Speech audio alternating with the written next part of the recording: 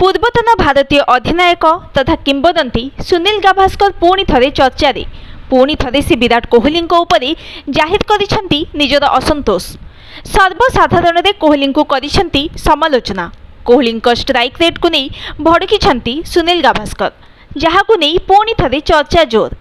कहबाकू गले विराट कोहली वर्तमान Indian premiere league 2024 रे रॉयल चैलेंजर्स बेंगलुरु पई खेलुछंती। से अनेक बड़ बड़ इनिंग्स खेली किंतु एही समय मध्य तांको स्ट्राइक रेट पई जोरदार ट्रोल करा जाउछि।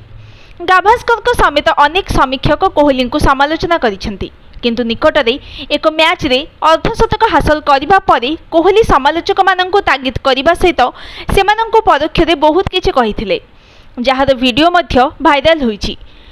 कोहली विबृतिर वीडियो मध्य आईपीएल रो अनेक चैनल रे देखा जाइथिला। तेबे एहाको पसंद करिनथिले सुनील गाभास्कर। संगे संगे से कोहली सहित चैनल को बहुत किछि कही कड़ा समालोचना करिथिले।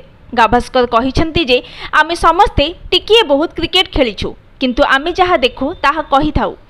आहुरी मध्य कहिसेंती जे जदि आपण 118 स्ट्राइक हार रे करताली चाहुछंती तेबे एहा संभव नुहे।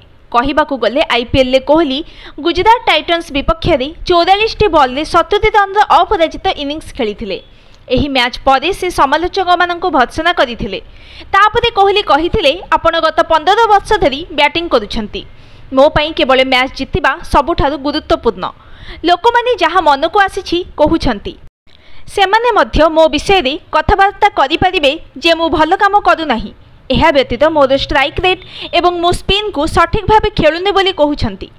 किंग कोहली कहिछंती एहा उपरे मध्य आलोचना हेउछि, किंतु तुमे तुमर खेल को भल भावरे जानिछ। आमे आमर आत्मसम्मान पई खेलुथिलु। आमको समर्थन करुथुवा प्रशंसकंक पई आमे खेलिबाकू चाहुछु।